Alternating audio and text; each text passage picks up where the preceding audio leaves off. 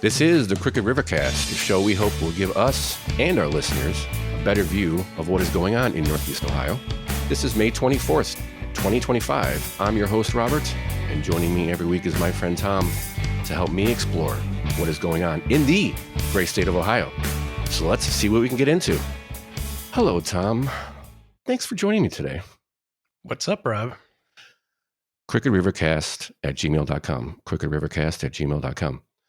I hope our listeners all had a fine week and thank them for listening to crookedrivercast@gmail.com. I'm making sure I get it in this week. Do you want us to go into a story in more in depth than we do on the show? Do you have a story we are missing? Let us know. crookedrivercast@gmail.com. All right, I got it in, Tom. Perfect. I missed every opportunity last week to put it in, so I got to make sure I get it. I make up for last week. You got to remember next week too, though. Next week too. It's all over. It's all over my rundown. Trust me. I got 2-3 spots. Cool. Make sure. But seriously, if you guys, anyone out there, want us to do a deeper dive or just touch more on something, or not, let us know. Give us a shout. So, what's going on this week? What's going on in the news this week? What do you have for us? You got anything funny? You got anything? Can we start the show with something a little lighter, maybe? Oh, geez, we're already starting that. Well, no. Well, I mean, okay. I got a clip of the week here. Oh, clip of the week? Yeah, Shoot. it's kind of Okay. like, well, maybe retard of the week. Oh, wow. Gee, that could. Okay, let's shoot. Let's go. The trust issue with There the has voters. always been a mass trust issue because politicians, media, nobody does what they're supposed to do. Now, I say, for me, listen, he's 83, so he's a little stumbly, he's a little rumbly. I can't point to anything that he's done as that he did. Oh. No, As that he's pres- running for his next 4 years. But I'm saying, I want, not you, but I want somebody to tell me, well, when did you know it was bad? If you knew, why did you wait? Yeah, so can I answer that, Can I get in He for a said that second? it was after he moderated the debate. Can I Yes, get in? but that's not, I'm sorry, baby. That's not what I'm talking about. I'm talking about if you're telling me that hundreds of people knew that he was not able to do his job, then Hundreds? where the hell was everybody? Try millions, Whoopi. So, so that's Whoopi, part of the media, complaining that the media didn't know that Biden was senile. I can't think. You know what? I can't think of anything except for I maybe wonder if there's anything out there. 2020 campaign was a pretty good indicator. Really? What kind of country we're going to be. 4 more years of Georgia, is going to find ourselves in a position where if Trump gets elected, we're going to be in a different world. I'll lead an effective strategy to mobilize true international effort to pressure million Michiganders. Classic. Donald Trump thinks health care is a privilege. Barack and I think it's a right for people to have bad health care. So I don't know. I think most I people forgot knew about a lot of those. but the media was running pretty good cover. Tell me when you knew, Tom. Was it when he went, or was it when he was locked in his basement? Was it when he was locked in his basement telling a black man that you ain't black unless you vote for me? There was that, and watching his campaign when they drew the circles on the ground, or they were in parking lots. Oh, the social distancing. Yeah, that was. Yeah, remember? It was during COVID, so they would sit in a dealership, and everyone would be honking their horns.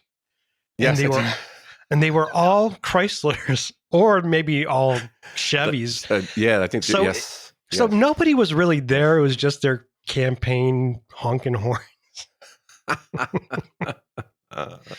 And yet somehow he got 81 million votes.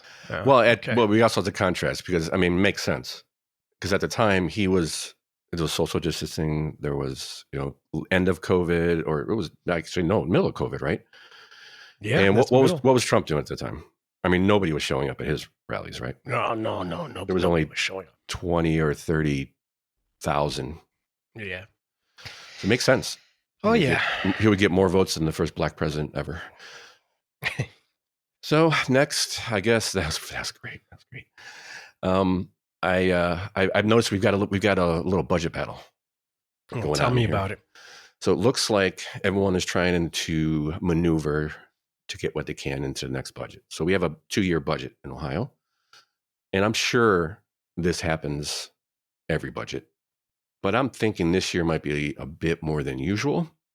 Now, I will admit part of that is the amount of attention I've been giving to it, at least. But I also think there's a little bit more going on here than a normal budget year. And what I'm saying is we've got a nationwide movement. Some would say a mandate to cut government waste and spending. Do you agree? Yeah, I think most people that voted for Trump are pretty happy with Doge. Yes, and one of the main reasons he was put in office. Yes.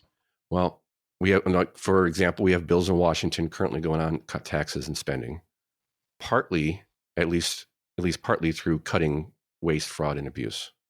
Well, we also have that going on in Ohio. There's also movement in Ohio to cut taxes and cut spending. And what's Dewine saying about it? So that's kind of the biggest, I think, the Republicans have control. They're going to push through the budget they want. And when they're talking about cutting, property taxes, no tax on tips, we got in our segment later, we got, I got a bill going through Ohio along with the nation, along with Washington nationwide to cut no taxes on tips. We have one in Ohio too. What does our fearless leader have to say about that? Well, let's see. Governor Mike Dewine has reservations about the loss of funding. Anytime we talk about eliminating a tax, you have to figure out how much revenue is that going to be not going to schools and not going to other things that we think are very, very important. And then how would you replace that? Okay. Well, what did he say last week about when they were talking about property taxes? When we were talking about property taxes last week? Well, you got to be But anybody who says we need to eliminate this tax, eliminate that tax, I understand that, but they have to come. They have an obligation, I think a moral obligation, to come forward and explain how they're going to pay for schools, how they're going to pay for the things that we value in Ohio. Sounds like maybe. Hey, there's something awfully screwy going on around here. Yeah, no, I'm sorry. I disagree. I really do. And here's why. So I see you have a story about Medicaid cuts, federal Medicaid cuts from the federal budget. Yeah. What do you got on that? Anything? Well, short. The story. I know there's not much, but there's not much here. It's just the story that it's from the Scene magazine. Mm-hmm. And it's by Marty Schladen, which is it's taken from the Ohio Capital Journal, which is a left-wing media outlet. Mm-hmm. And that's okay. They're basically saying that Medicaid is good. Medicaid spending is good because for every dollar you get a little bit more back into the budget. Oh, thank you so much, because that's the BS. That's exactly the BS I went to. I'm so sick of hearing that. Yeah. So this is they're just talking about this study was done by the Commonwealth Fund, which is they're socialist. Basically, they just compare everything to socialist countries. So what they were saying. Oh, go ahead. No, I was just going to say it's a load of crap.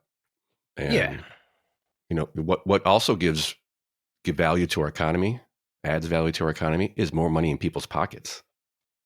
That's like a 1-to-1 kind of thing, Right. You go on. You were saying. Well, I don't know. They're just. Hang on one second here. Well, I do know they've expanded Medicaid. I think back in 2014 they expanded it, and I think it's increased over the last 10 years about 750,000 people in Ohio. I think this program's grown, and it may be growing out of check, and I think there needs to be some checks. Waste, fraud, and abuse. Oh, definitely. Let's so. I just wanted to find my notes here. Reduction in Medicaid funding can negatively impact state tax revenue, employment, and individual spending power. Experts, so-called experts, estimate that if Medicaid cuts proposed by Congress totaling $880 billion over 10 years, the country's GDP would decrease by $95 billion, and tax revenue would decrease by $7 billion.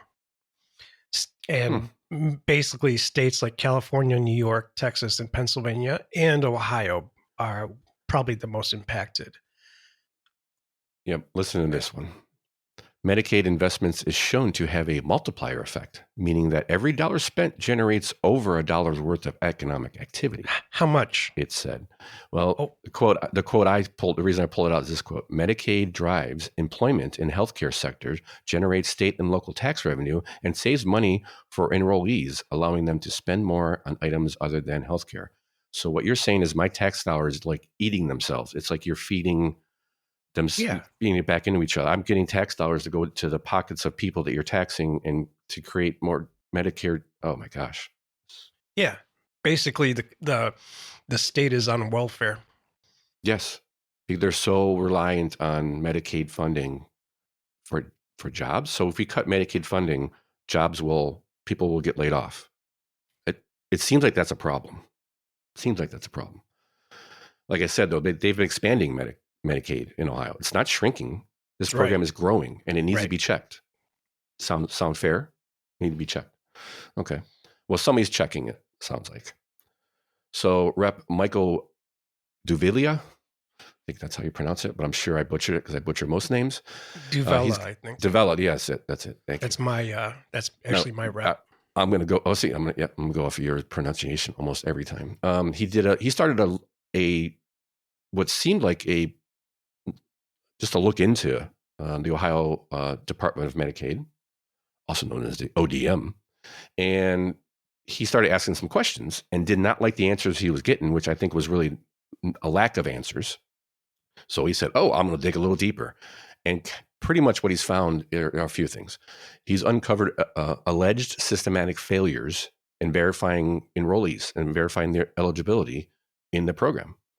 The LexisNexis is one of the services they use, the Ohio Department of Medicaid uses. They found possibly 29% of verified Ohio Medicare beneficiaries are in the aged, blind, and disabled category, maybe ineligible. What does that equate to? A possible $6 billion in overpayments. Now, 30% of that, I believe, is the state, and the rest comes from the federal, from Medicare. So they have no answers. The Ohio Department, let me go through Ohio Department of Medicaid. Cites federal rules, county level authority as barriers to addressing inquiries about individual flagged ineligibility. They're threatening legislative investigations to compel the Ohio Department of Medicaid to respond, because they're not even responding. What they're saying is, I think the ODM asserts that determining eligibility is complex. Flagged assets may be exempt, such as homes or vehicles, and multiple data sources are used by county caseworkers who make final determinations. As SSI state, that's a supplemental security insurance, I think it's called, state. Ohio depends on the Social Security Administration for numerous verifications, according to the ODM. Vendors like Accenture employ tools from some contractors such as LexisNexis to support these processes. So they're just basically pointing their fingers. And what the Ohio legislature is saying is, no, you need to figure out why these people are being flagged as not eligible, because I think you have to have less than $2,000 in assets. Now, like I said, they can flag like a house they could take that off the list, so on and so forth. So really on the surface, there's a lot of numbers here that we're not going to get into, because everybody would just be bored out of their minds, which they probably already are. But we're talking about $6 billion. We're talking about the governor who says, no, you can't cut taxes. You can't get rid of taxes because we need to find other revenue sources. And I'm saying no. What's the bottom line to me? The bottom line is this is why we don't vote for school levies. This is why we're always skeptical of new tax increases in any fashion. This is why we want taxes cut significantly. That's the bottom. You know what? I'll just let the man himself tell you. And that's the bottom line, because Stone Cold said so. That's it. That's it. This makes my blood boil. Yeah, we can't cut taxes because until you find new taxes. And yet this comes out and you're worried about a couple $100 extra million for schools for over the next 2 years. And you could have a possible $6 billion in that's $2 billion for the state of Ohio. Do your job. Figure out a way. That's what we have to do. So what say you, Tom? I've been ranting for 3 minutes. No, it's time to get these guys out. Find people that actually have solutions instead of just... Precisely. So that would lead me into the up-and-coming gubernatorial race in Ohio. Sort of a race, right? Sort of a race. But, I mean, this would tie us into Jim Trussel may still run. I'd love to hear what he has to say. Oh, yeah. Okay. So I saw the article with the picture of Dewine sitting there all meek and looking up at Trussel at the podium. I don't know where that was from. It was from some speech or something, which is, I don't know. I think he just likes to be like Mike, but let's see what Mr. Trussel has to say. I mean, this is truly a new world for me. Some strategists have been pushing Trussel to run, and he says he is interested in it, but hasn't officially announced. Do you think that endorsement would impact your getting into the race? Well, I don't think an endorsement would impact, at least in my opinion, whether I would be interested in getting in the race or not. Last week, Attorney General Dave Yost suspended his campaign, saying there doesn't need to be a family squabble for the primary nomination. Trussel wasn't worried, saying he's been going around the state and people are enthusiastic. I don't really know about whether the family squabble thing or the every voter deserves a chance to decide what they'd like to vote for. Governor Mike Dewine says he agrees with that sentiment and wouldn't comment on if he thought Ramaswamy would be a good governor. He even tried to push back the committee meeting. This is much too early to have an endorsement. It's a year out from the primary. I asked Trussel his top 3 priorities. What were you saying? Trussel does have more charisma than Dewine, so he's got that going. Wow, that's a low bar. All right, continue. As governor, and he says he wants to focus on the livelihood of Ohioans, similar to Dewine. I've heard him talk every day about wanting every Ohioan to reach their God-given potential.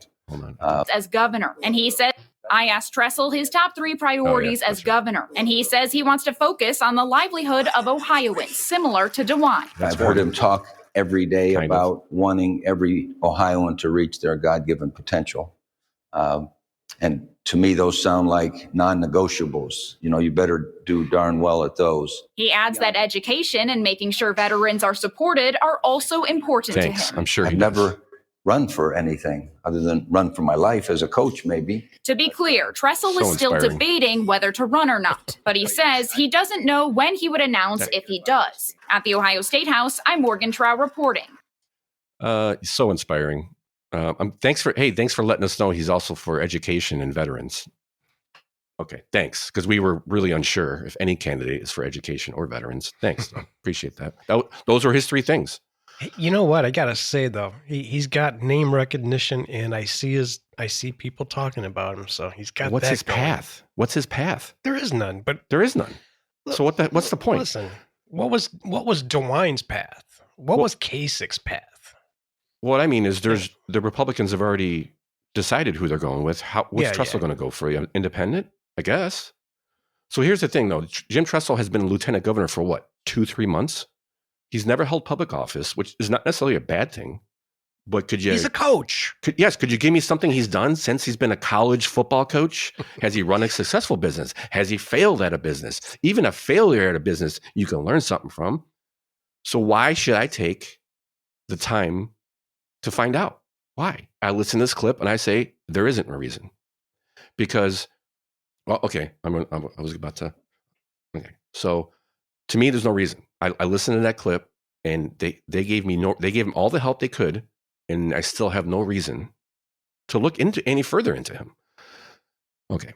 So what do the Democrats have to offer? Because we may have an independent in the race, maybe trying to throw Vivek off. What do we have? We have Tim Ryan, right? The Democrats. What we talked about him last week. And do you remember what he said? Let's flashback all the way to last week. Here, let's see what Tim Ryan had to say. Are you running for governor? The question everybody wants to know. I don't know. Ryan says he's concerned about the direction the state would take under tech billionaire Vivek Ramaswamy, endorsed by the Ohio Republican Party last week, though there were reports that Governor Mike DeWine wanted the GOP to wait. Ryan says he doesn't have a theme or keystone idea for a potential campaign for governor, which would likely run into the tens of millions of dollars. Karen Kassler at the Ohio Public Radio State House News Bureau. There's a theme going on here. The theme of nothing. Well, I think there's actually might be a theme, might be a slight theme. Maybe I could pull out from the nothing that there actually is. So there's Tim Ryan. He doesn't know anything. He doesn't know what if he's gonna run and what his main points would be, because he can't pull one or two important things the things that are important to you. Got nothing. All right. So I did the hard work, Tom. I did the work that nobody wants to do. And I pulled some acting clips.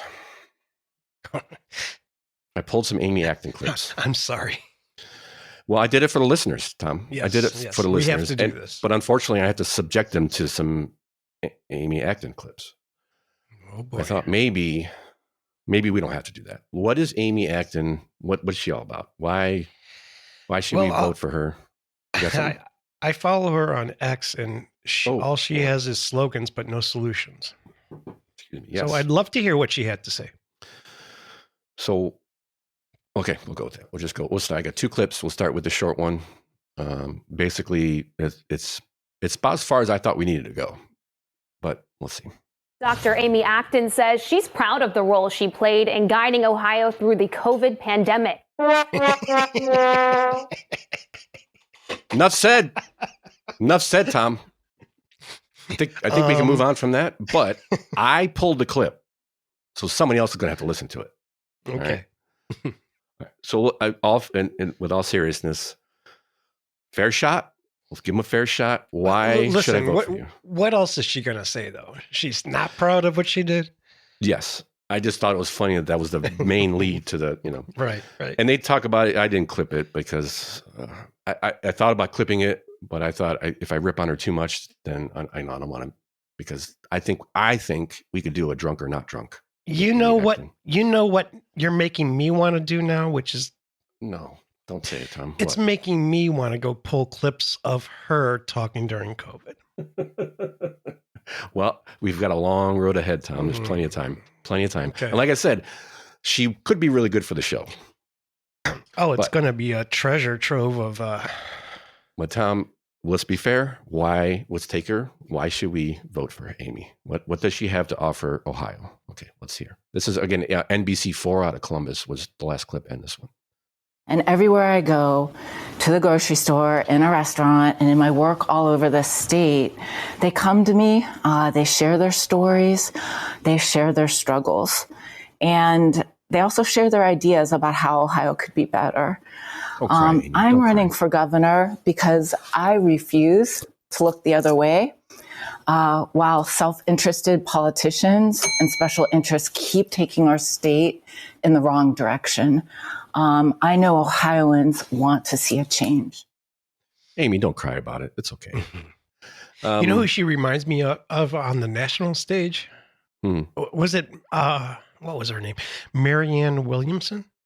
Marianne Williamson. Wasn't she a Dem? She ran in the primaries. She's kind of like a hippie. Okay. The hippie. Yes. Probably has. Yes, I do remember. She reminds me of her. Yeah, I think it's, so here's what I heard. Ryan and Acton are just brown man bad. It's not orange man bad because he's not orange, but it's brown man bad. And Trussel just wants to be like Mike. Unfortunately, it's not Michael Jordan. It's Mike Dewine. Okay, in comparison, what did Vivek have to say when he left the endorsement committee? The Republican Party endorsed him afterwards. So he sat down. I went out and looked, and I actually originally pulled it was more of a stump speech. And I said, no, actually, that's not fair. Because these guys are, getting interviewed. They're not they don't have a prepared speech and all this other stuff. Let's see what he's had to say after he got endorsed by the Republican Party. This is Vivek, News Channel 5, from probably a few weeks ago, at least. I think it's been a couple weeks. As I mentioned to the committee just now, we now move to a phase of this campaign where we're not just talking to the Republican primary base as it exists, but now growing that Republican base to win even more lasting and commanding majorities. The way we're running this campaign is really not about left versus right. It is about up versus down. And we in Ohio choose up.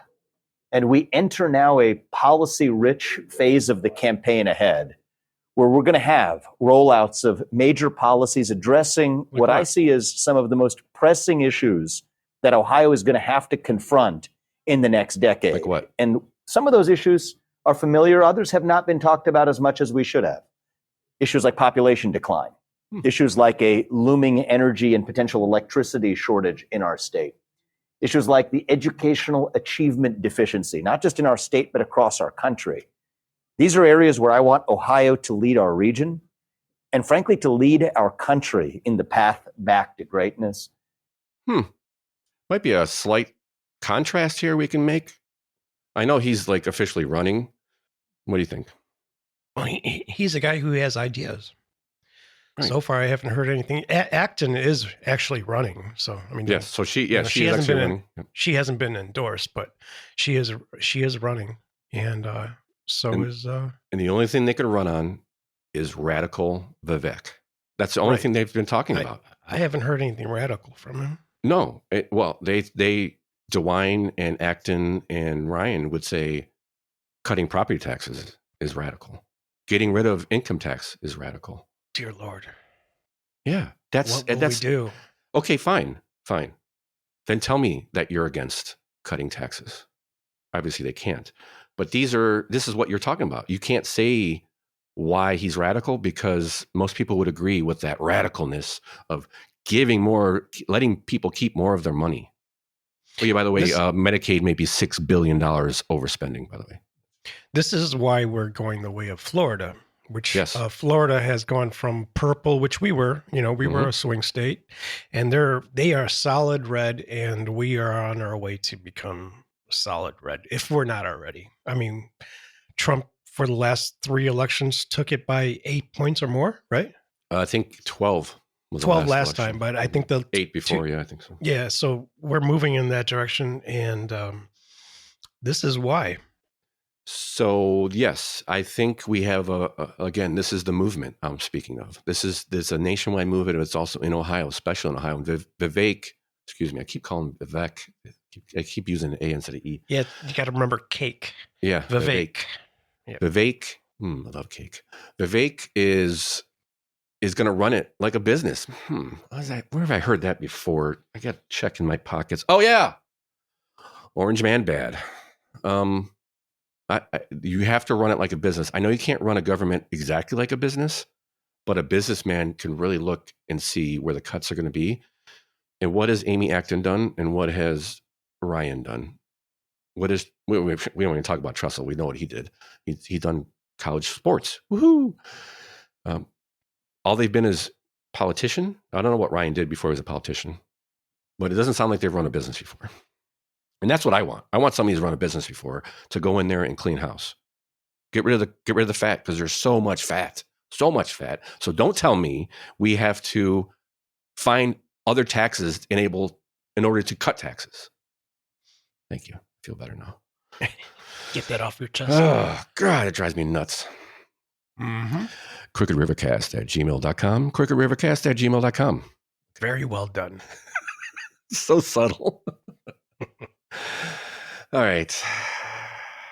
Okay, I'm calm. But tying into some of what Vivek said, got it right that time. You pulled a story about some power shortages this summer, possibly. You got anything on that? I don't have anything on that. I kind of tossed that story out. I think you probably have a little bit more info. I could touch on it just a tad. I did. I peeked at it a little bit, and I've looked at this a little bit more. And Vivek has brought it up in some of the stuff that I was actually looking for clips. And on the surface, real quick, 5 to 10 years, or between. There's some studies out there for some energy groups that are saying by 2030 there's going to be an energy crisis in Ohio. A lot of it is a good thing because of all the building we're doing and the investment that's coming into Ohio. Touching on also a lot of what Vivek has been saying, competing with other states. That's how we got all this investment in Ohio, is by making it more inviting for businesses. Well, part of that problem was we now have to build more power plants, and what we've been doing over the past 5 to 10 years is tearing down power plants. So if anyone hasn't noticed, there's no nuke plants in Ohio, at least in northern Ohio. Both the ones in northern Ohio are closed, and they've shuttered all the coal fire plants, which were the ones they used during peak times, which is what they're talking about. So possible brownouts or power shortages this summer if it gets really hot. So keep that in mind. You think though? It's possible, yes. Yeah. It's very possible. And knowing what the little that I know about our power grid is, those coal plants for the last 10 or 15 years were really just peak plants. They would just fire up in the middle of winter when everybody's furnace was on. Right. In the middle, especially in the middle of summer when everybody's air conditioning are on. It's what California has gone through over years, is brownouts and stuff. They'd have to actually rotate and shut off certain areas for a certain amount of time, rotating power outlets. So yeah, I think it's very possible. Here's a good example of how bad it is. We may have mentioned this before, but I drove past in Columbus, Ohio State University is building their own natural gas power plant on campus because they don't have enough power. Yeah, but that's mainly because of all the growth that's happening there, all the new business. All the data centers and all the new businesses that tied into the Intel thing. But that we're on the same grid. So I know we're 2 hours away, but it does affect the greater state. If Columbus is pulling more, they kind of pull from similar sources. Do we make up for what they're pulling? Like if they're a little low, do we send them some? Yeah, I think it's all tied together. Okay. I forget because I remember, what was it, 2004?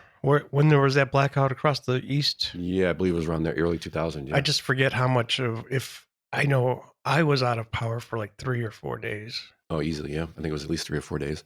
For me, I think my neighbor right next door to me, he was out for 7 days. It was strange how that worked out, but I'm just kind of curious. Yeah. I'm just kind of curious on how that affects Columbus. Well, here's some of the things I know personally. Boots on the ground, as they would say. There are natural gas turbines in places in northern Ohio that I've gone to for work that used to only run in the summertime, and now they run all the time. So when they turned off the nuke plants and tore down the coal plants, those took over. But there's still nothing besides those to take over. There's no redundancy that, again, I'm not an expert, but it doesn't seem like there's a lot of redundancy anymore. And they closed those down because of increased government regulations, and First Energy or whoever owns them decided it cost too much. And we've talked about this before because that was part of the scandal with First Energy, was the decommissioning of the nuke plants. They wanted us to pay for it, the consumers to pay for it. And that was the bribery in the Ohio State Legislature. So keep an eye out. Yeah. You watch and prepare. I mean, you gotta prepare. I could see it happening if there's like an extended streak of days with. Yes, that's what they're saying. They think they're covered, but they could see a scenario where you could have a peak that's over what they project they can handle. Right. I would think it would take like a solid 10 days of 90 plus degrees. Yeah, I think that's probably true, and that could happen. It happens before. It'll happen again. Yeah, good. With or without climate change. Excuse me. Ohio gambling. You got something on Ohio gambling, Tom? Yeah, let me get my notes here. My notes are out. I want to gamble. I think it's a gamble to gamble. So there's on Amy Acton. Oh, sorry. There's a new House bill going through Congress here in Ohio. House Bill 298 would legalize online casino games such as poker, craps, and roulette. I got a clip here if you want to hear it. Yep. Shoot. So there's a couple of issues here, and there's a bill already in the Senate. We told you about that last week. This is House Bill 298, and this is legalized iGaming. You might say, well, people are already playing slot machines on their phone. That's just for fun. This is actual gambling, and whether it's poker, blackjack, whether it's slot machines, there's some issues here. Now, they're trying to protect the brick and mortar. Why would anybody go to a casino in downtown Cleveland if they can just play on their phone? So this is an interesting caveat to this bill. The only people who could apply for gambling licenses on your phone would be the 9 casino owners who are currently operating in the state of Ohio. It is not cheap. A license would be $50 million for the first year, and then a $10 million renewal fee every year after that. They will tax this at 28%, the same that Michigan does that's already legal, also already legal in Pennsylvania. And that's going to bring in an estimated $400 to $800 million in revenue. There are people, as you can imagine, down in Columbus on both sides of this issue. Ohioans voted at the ballot box to allow casino gaming. This legislature voted to allow online sports betting, and Ohioans are participating in sports betting in large numbers. And we believe that given the significant financial upside to the state, it's reasonable to take the next logical step, technological step, and allow Ohioans to play these games online as well as in person. We've seen gambling and problem gambling in Ohio triple since 2012 because of all these changes the legislature has made. Where is the line? At what point do we say this isn't worth it anymore? That it's not worth the additional revenue that could fund a tax cut or a stadium or whatever else it goes towards? Very interesting. Did you hear the Democrat there talk about funding a stadium? So where would this $400 to $800 million go? That's that was the funniest comment there from the guy that produced this, was where would this money go? It's like, well, here you have Dewine talking about, oh, if we cut taxes, where are we going to get money from? It's like, I just kind of clipped this story because of I don't know, would it be considered hypocrisy? Yes. I'm not sure. Or it sounds like it could be a hypocrisy adjacent. Yeah. I don't know. I just pulled that right out of my, and it smells like it too. But here's what I pulled out of that. Yes, it's similar to what you're saying. But notice where they went to when they have too much money and where they went to when we want to take some of the money away. He went to, well, you want to fund stadiums. But Dewine says, if you cut taxes, what are you going to fund? How are you going to fund schools? Right. That's what kind of irked me about that. And Pennsylvania has it, and they get $964 million in revenue or in taxes. So just quick math here, and $195 million in internet lottery. So they're making bank there. I mean that. So right now they're complaining because they're cutting bullshit cutting, what I call it bullshit cutting. They're cutting the increase on school funding. Yeah, that's not a cut. Right. They are not giving them exactly what they wanted. They wanted $660 billion, and you're only getting $225 billion. That's about a $400 billion, not billion, million. Sorry, this is all millions. That's about a $400 million difference. Whoa! Look at that. 8 times 50. Hey, that's $400 million. Right. And that's obviously only 1 year. And then every year after that, they would get $80 million. And then the revenue from the gambling. So they pushed Ohio lottery through decades ago with the promise it would go to schools, and we can argue whether it actually ever went to the schools or not. So why not? Wow. It just clicked them. They were complaining about having too much money, Tom. When the hell has government ever complained about having too much money? Good point. Yeah. Very good catch there. I thought it was ridiculous when I very good read that. All right. And go ahead. I was just say, all right. I mean, my opinion is I'm actually thinking we didn't already have online gambling. I figure it would have been all whipped together in the same bill as far as when they legalized gambling in Ohio, or sports gambling. I thought maybe it would be in the same thing. We also find it very interesting. They only were going to allow the 8 casinos in Ohio to go online. Well, because they're going to lose customers. Well, they're going to lose customers, and Columbus will lose donors. That's where it hits them hard. Follow the money. Well, speaking of gambling, so it's always a gamble when you talk about the Browns. I don't know. That's bad, but we'll give it. This week, I have a Browns update. You have a little Browns update. Who do you want to go first? You go first. Actually, I trashed it. I mean, because initially it was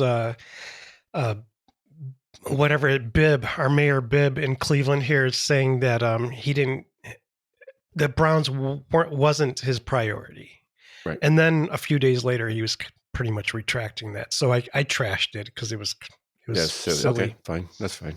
But I think what we were talking is just more proof that it's going to happen. So yeah, the Greater Cleveland Partnership Group has endorsed the new stadium in Brookpark.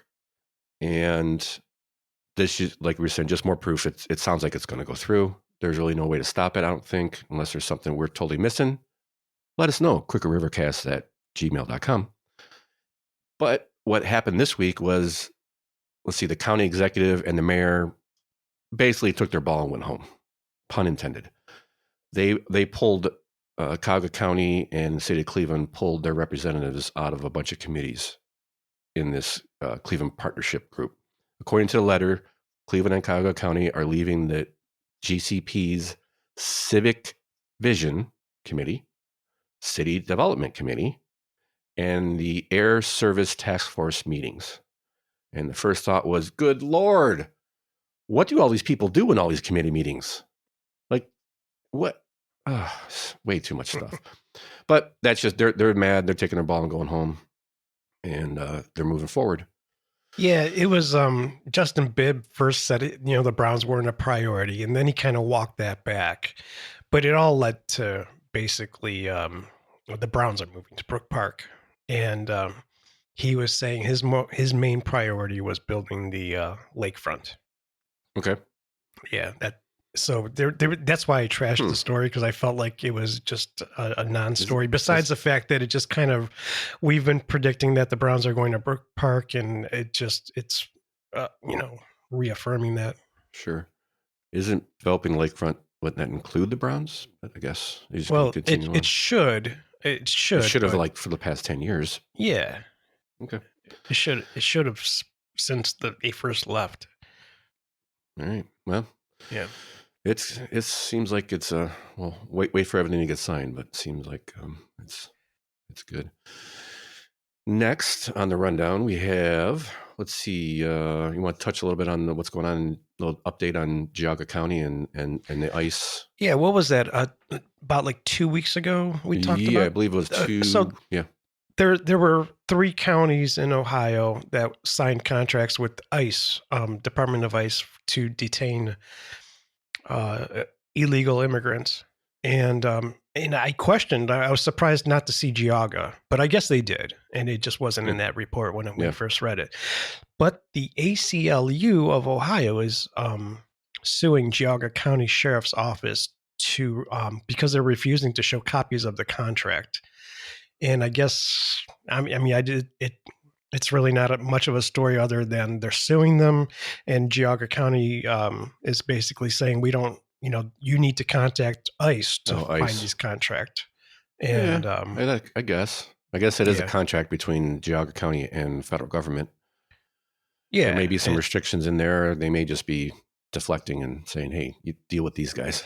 We haven't got time for you. The statement from the ACLU is basically we are deeply committed to protecting immigrants. Again, they leave out illegal rights, and our organization serves as a watchdog for government transparency and accountability. And I don't know. I think they should see the contract, but they should contact the government, not Geauga County. I don't see anything wrong. I think they should be able to look at the contract, but yeah, I guess I do understand there should be some procedure to go through. Just anybody could walk in there and say, "Give me the contract." But as far as transparency is always good. So I mean, yeah, I'm always on the fence with a lot of ACLU stuff. All they're saying is contact. All they're saying is contact ICE for the records. Like, I ain't got time. And you know what? They might not want to say what their contract is as opposed to what Butler County's contract is. Yep. So that's all I think is happening. Very good point. Currently, at the time we did the report, we talked about 3 counties, and now it's up to 5. And it's a good thing. Yeah. Yeah. Get them. And I'm proud of Geauga doing this because that's a neighboring county to me. So yes. That makes me want to move there. But anyway, speaking of immigrants, illegal immigrants or immigrants? Well, depends. I guess that's up for debate. I'm talking about the Haitians. I'm talking about the Haitians. You remember this in Springfield? You remember in Springfield where they're eating the dogs. They're eating the cats. Eat the cat. Eat the cat. Trump. Yeah, remember this is what Dewine is complaining that changing their status would hurt Ohio because of the lack they would lose workers. So are these immigrants or the illegal immigrants?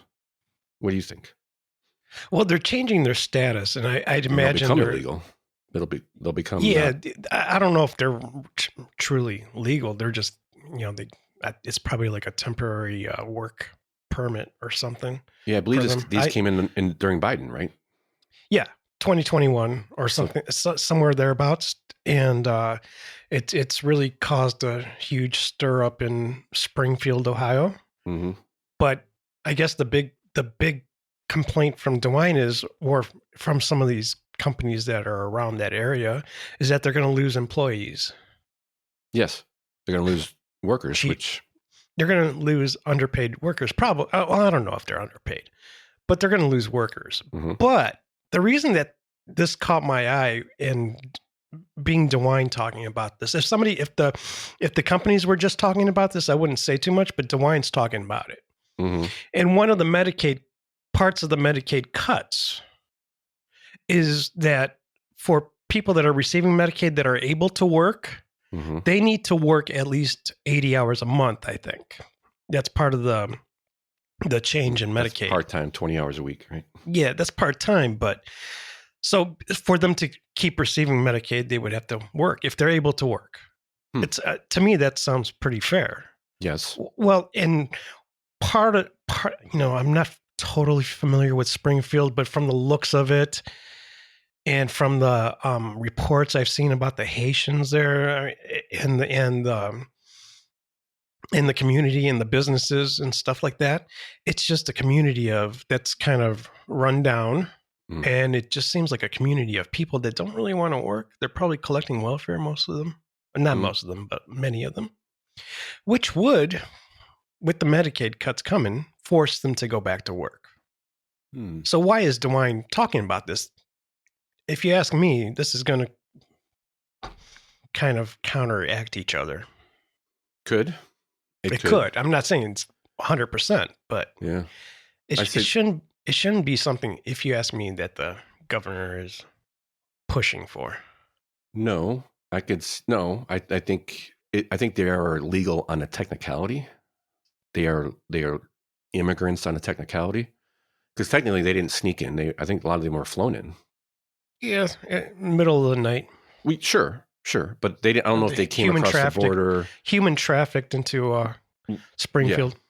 Yeah, organized human trafficking, exactly. And so they technically, under the law, have some sort of legal status because they didn't sneak across the border and they're not just sitting in Springfield For a short time. Yes, I'm not trying to justify it. Trust me, I'm just saying changing their status would make them have to leave.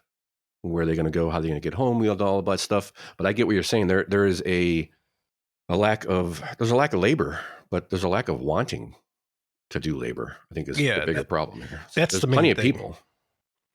Plenty of people. Yeah, but they're jobs that Americans just won't do. I don't know. Those don't seem like too bad of jobs. Electricians and plumbers and carpenters and. I mean, one of the factories. I don't know what the jobs they have there, but it's a car parts manufacturer. I mean, it can't be it can't be an awful job. I mean, not for somebody without any type of experience. You know, it's probably pays decent, and here's a perfect example of that. So I just saw a cousin of mine I haven't seen in a while. We were catching up and talking on kids and all that stuff, and her husband, who went to medical school, not right after high school, but in his 20s, late to early 20s, went through 4 or 5 years of school and worked full time. All this sacrifice and money. What's he doing now? Probably been 10 years. He worked as a nurse for, I don't know, I want to say 5 or 6 years, 7 years maybe. He's now working at a steel mill, making twice the money and loving it. You know why he's loving it? Because he was a really good guy. Seemed like, just a very nice person. And watching people, as a nurse, you tend to watch people die a lot, and it kind of got to him. And then he found this, now he's making more money working at the steel mill. Getting overtime, I'm sure. Getting overtime doesn't even need it. He's moved his way up. He's passed up in the union. He's moved his way up, and he's passed up everybody that's been there, because he's hungry and smart. He's a nurse. He's got to be at least somewhat smart. He just didn't like the was the mental, all the death. It was the mental thing for him. It was taking a task, and some people aren't built for that. And we can go on a rant about firefighters and policemen and nurses and all that stuff. But there's a prime example of that. They're starving for competent workers. Mm-hmm. So when these Haitians come in, this is a privilege. To have a job at a factory doing the same thing day in, day out is a privilege. And Americans just aren't that way. So, well, when they're on welfare their entire life or most of their life, what do you expect? It's pretty easy to just kind of kick back and not worry about your shitty house and just collect a few bucks and play PlayStation all day and probably, just taking get by meth and you get used to just getting by and all that stuff and complain about it's everybody else's fault. Yeah. That you're stuck. Well, in your position. That is one thing about the Medicaid cuts that we didn't touch on. And I don't have that's a big one. Yeah, it's basically forcing people that can work to get their Medicaid. So they're not just collecting welfare and Medicaid. Yeah, just imagine when we start dipping into Social Security and disabled benefits for disabled, there's a disability. I can't wait. Yeah, oh my. Oof. I can't wait. I mean, just over the years, what I've seen from just News Channel 5 or something like that, I-team reporters who are there just following people on disability as they're riding bikes and jogging and all this other stuff. Yeah. So I can only imagine what it'd be nationwide. Let's just start dipping into that a little bit. Oh, definitely. You want to save Social Security? There's enough people in my life on the peripheral that I know they're collecting benefits that they shouldn't, really shouldn't be. Yeah, for decades. Yep. All right. Well, so basically, Dewine, can you just shut up for a minute? I'm kind of tired of you already. This show. Enough of Dewine. I did have a clip of him, sure. But I think subconsciously I didn't play it. No, I think I have one too. Wait, yeah, no, about the Haitians. Yeah, it's right here. I got it right here. Hold on, here. Twapped by his own twacks. Is that it? Perfect. That was the one. Okay, I thought that was the one. We both clipped the same one. How crazy is that? All right. And that's enough on that. We'll wrap on that. And next one, let's see here. How about small farms? Do we got time for that this week? I can hold this till next week, or we can do it this week. Well, yeah, you know what? Maybe we should hold off on that week. You're right. Good call. It's a little rant that I'm going to have. So yeah, we'll hold off on take that. some time. We don't want to rush the rant, Tom. You want to go? You want to try the COVID Vax clip, or you want to hold that too? I'll play that. Okay. So there's some new COVID requirements coming from, I think, the Trump administration, or FDA rather. Yeah, from the FDA. Show us what you got. All right. And Trump officials have set new requirements for COVID vaccines. Younger adults and children will no longer be routinely approved for COVID shots. That's according to new requirements by the Food and Drug Administration laid out on Tuesday. The new recommendations are similar to those seen in Canada, the UK, and Australia. The agency says COVID-19 boosters are expected to be available this fall for the elderly population and people with health issues that make them more susceptible to infections. However, the FDA says it needs to see enough positive data from placebo-based trials before recommending COVID booster shots for people in other groups. Wow. It's good stuff. Studies. They want to look and see if it's actually, wow. What a crazy thought. Crazy thought. Yeah. That's good. Okay. We're not being tested on anymore, right? Right. Please, consult your doctor with any medical advice. We are not doctors. Just want to make sure we cover ourselves. Also, crookedrivercast@gmail.com, crookedrivercast@gmail.com. Please send us your stories or comments. We will answer back, I promise. We'd love to hear from you. Yes. Hey, Rob, quick break. Yep, break time. All right, we are back from our break. Thanks for waiting for us. We really appreciate it. crookedrivercast@gmail.com. All right, so we went over the new COVID requirements for the COVID Vax clip and onto our segment. We have a little segment here I think we're going to try to do weekly or bi-weekly, what I'm calling, what are our little critters in Columbus doing? So basically, I like to start keeping an eye on some of the bills that are moving through the state legislature, and just to keep an eye on them, because when do we usually find out about bills, Tom? When do you think? Like what do you feel like? After they pass. Yeah, after they pass, or when they're about to go into commit or into a vote where you really have no chance to communicate with your representatives and give them your opinion.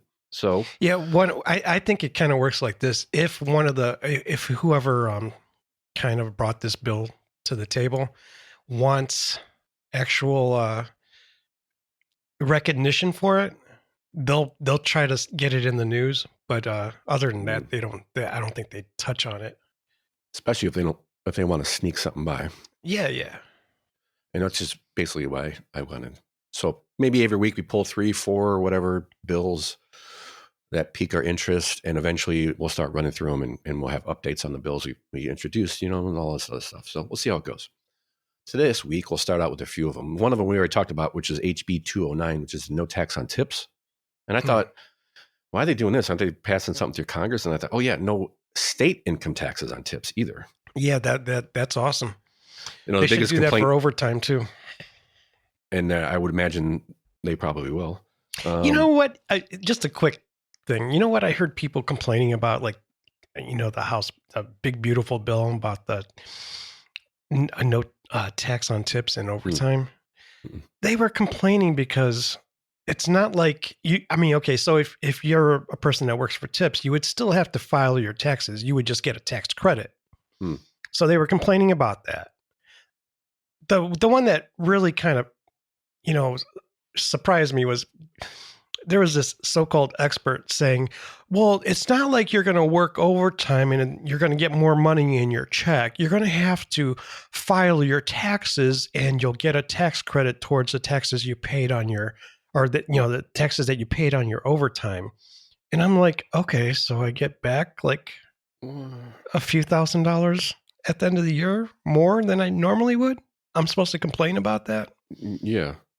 I It was just they're grasping at straws. They are, man. They are so. I mean, like, because I started thinking about it, I'm like, okay, if I'm paying $100 a week in taxes on my overtime, and for some guys that's very little, and for some guys, that's probably realistic. Yeah.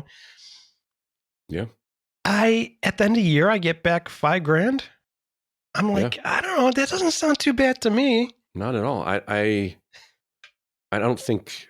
I think they're just grasping at straws, and they have no. Really, how do you combat that? That's what a lot of people want. What I want is, and we're getting on a short rant here, but what I want real quick is I want taxes to be a bill at the end of the year. I want everybody to see exactly how much taxes you pay, because I think that would be a huge eye opener for everybody. I guess you can set it up that way. Oh, I want it mandated. I want. I hear what you're saying. It's like anything else. You pull it out of your check, and you don't even know. You don't know how much you're paying for healthcare most of the time, and they pull out your check, until you. Yeah, and then you're happy because you're getting a little bit of money back. Right.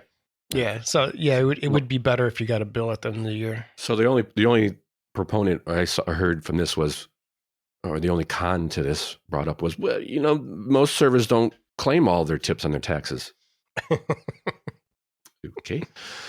Next, another bill, HB 79 is a bill to create stronger penalties for assaulting an Ohio sports referee. Yeah, I saw a headline on that. And I will say another bill, because for the past 5 or 6 years, they put one in every year and it's never made it to vote. I don't know. To me, government overreach, yes, for sure, because to me, it's similar to a hate crime. If you assault a referee, I mean, there should already be don't you get statute charged for that? With assault? And if it's not enough, then make that bigger. Make that more harsher, bigger. I mean, harsher. I don't know. If you assault somebody, you get arrested, or you get, They want to add to it. They want to add another $1,500. They want to make it like a hate crime. Like when you beat the crap out of somebody and put them in the hospital, it matters because you hated them. Because I think you hated them anyway. So to me, it's always like that. It's very similar to it feels like a hate crime thing. Like, yeah, there's already an assault statute on there, but let's make it a little harder because he's a ref. That's retarded. Now they have it for like teachers, superintendents, and stuff like that in schools. Which I would still say, again, if the assault statute is not harsh enough, then adjust that. Don't make a special category for a bunch of people. But let's keep an eye on and see what. I don't think it's going to go anywhere, but because it hasn't in the past 4 or 5 times they've tried. But maybe. Interesting.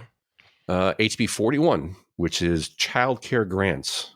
And the gist of this is they're trying to get money from the budget to, in my opinion, a handout to child care facilities around the state. They want to issue or have grants to be able to be issued to child care facilities to expand capacity.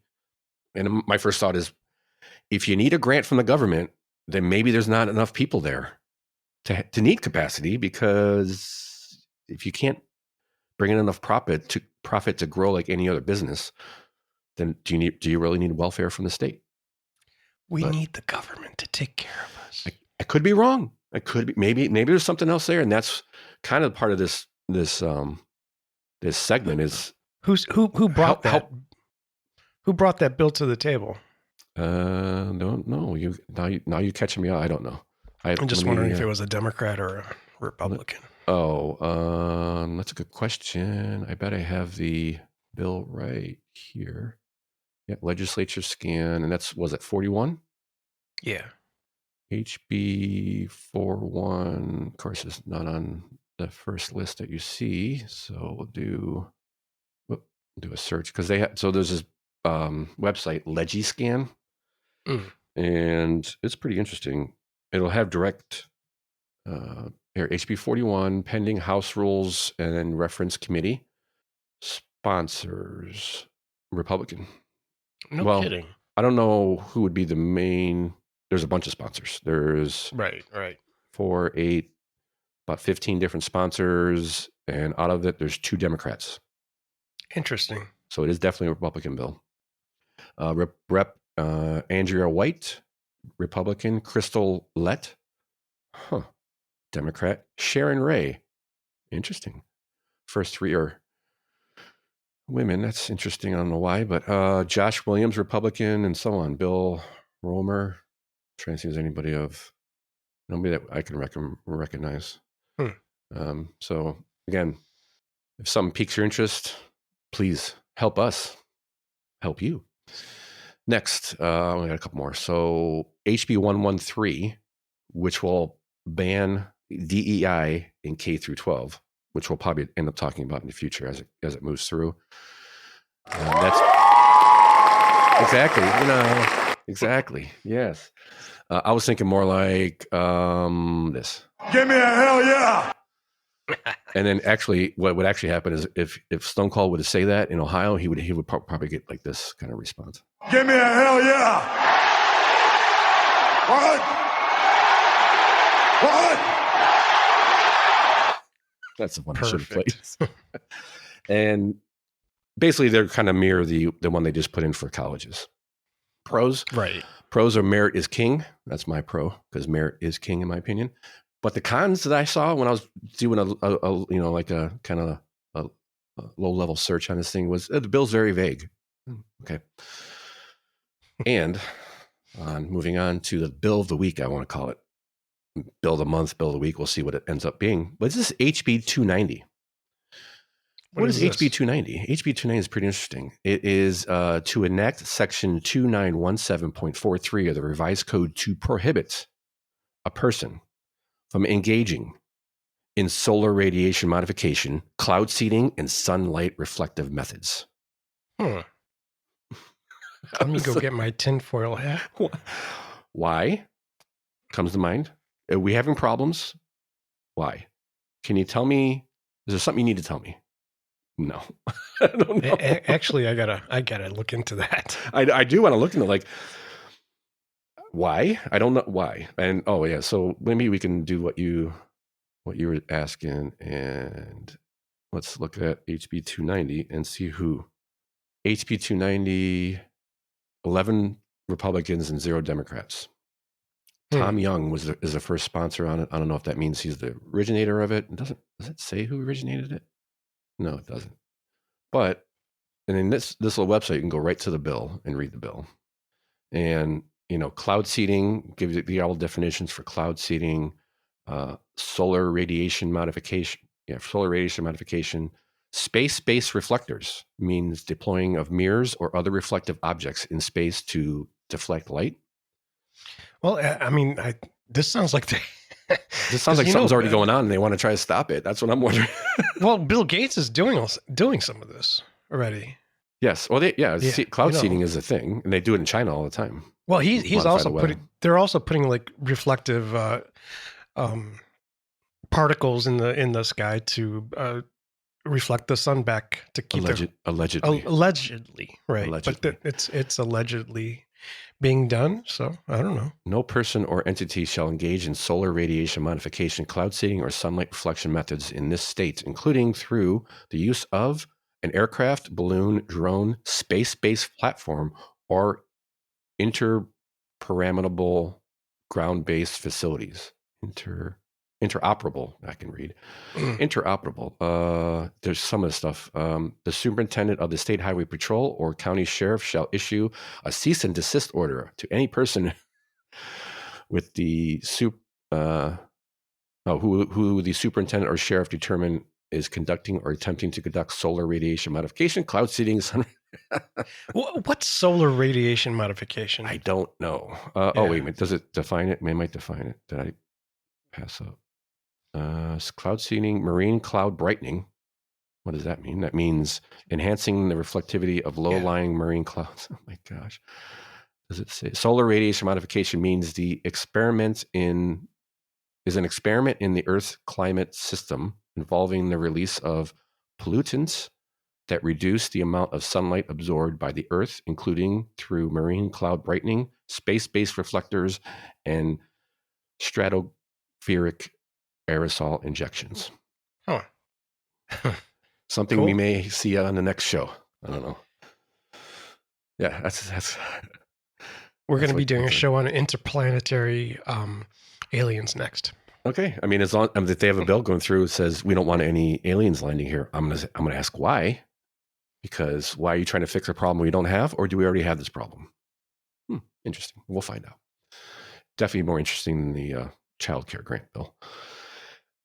All right, moving on to our last segment, which we're going to try to do some good stuff to get you into the week on a good feeling, and sometimes it might be tough, but this week maybe not so much. So the story this week is Mentor is named Ohio's best city. Yay for if you live in Mentor, and was ranked 138th out of 850 cities across the country. What number was it? 138th out of 850 cities. I wonder why. So, well, they are using... Nothing against Mentor, just wondering why. No, yeah, would be a valid question. Why do you think they are? I think they may have won this before in the past, if I remember. But ranking evaluated more than 850 cities across the country using metrics such as value, job market, quality of life, and overall desirability. Seems pretty subjective to me. Rankings were determined in part by a nationwide public survey, along with data from U.S. News, federal agencies, and geographic analytics. From data from U.S. News? That's interesting. So the list is top 5. All right, Mentor's number 1. I'll give you 5. Oh wait, did you already see the list? I saw part of it. Yeah. Okay. Well, I'll just go through it. So Mentor is number 1. Number 2, coming in at number 2 is Parma. Ew. Hey, I used to live in Parma. I kind of agree. But third, this is the curious. Really, to me, it's Columbus is third behind Parma.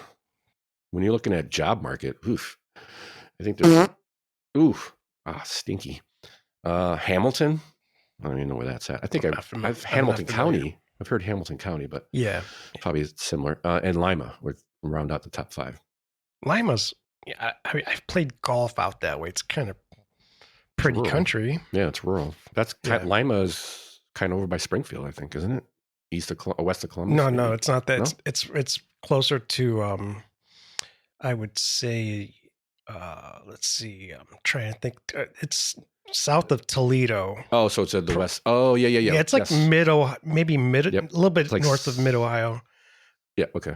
I know what you're talking about now. Yeah. As for the nation, top 5 best places to live in the United States. Number 5 is Cary, Cary, North Carolina. Fisher, Indiana. Been to Fisher, Indiana. Okay, it's a small town, I think, smallish. Pearland, Texas. Carmel, Indiana. 2 in Indiana, top 5. Interesting. I don't believe these. And we looked at the metrics. Georgia's Johns Creek is number 1 in the country, according to this study. Which overall desirability is very subjective, so I'm not sure what that even means. Something in Indiana, or even 2 places. What? Yeah, right. Fisher and Carmel. You don't have. I mean, I don't know. I'm not nothing against those places. I'm sure they're fine, but top overall desirability. I don't know. Quality of life. But I've never sat there once and said I want to live in so and so Indiana. No. Yeah. But hey, Mentor's on the top, so that's all really what matters. I've never done that either. No. Mentor's all right. It's like it's okay. They're all right. There's you know what? It's got a lot of industry there. The suburbs are pretty nice, and I think the school's considered pretty good there. And school. And they have access to a lake. Yeah. You got the beaches close by. Yeah, a lot of actually some nice ones up there too. Mm-hmm. All right. Well, that wraps us up for the day, for the week, I should say, not for the day. And I think it was a good show, and I thank everybody for listening. We'll talk to you next week. Peace.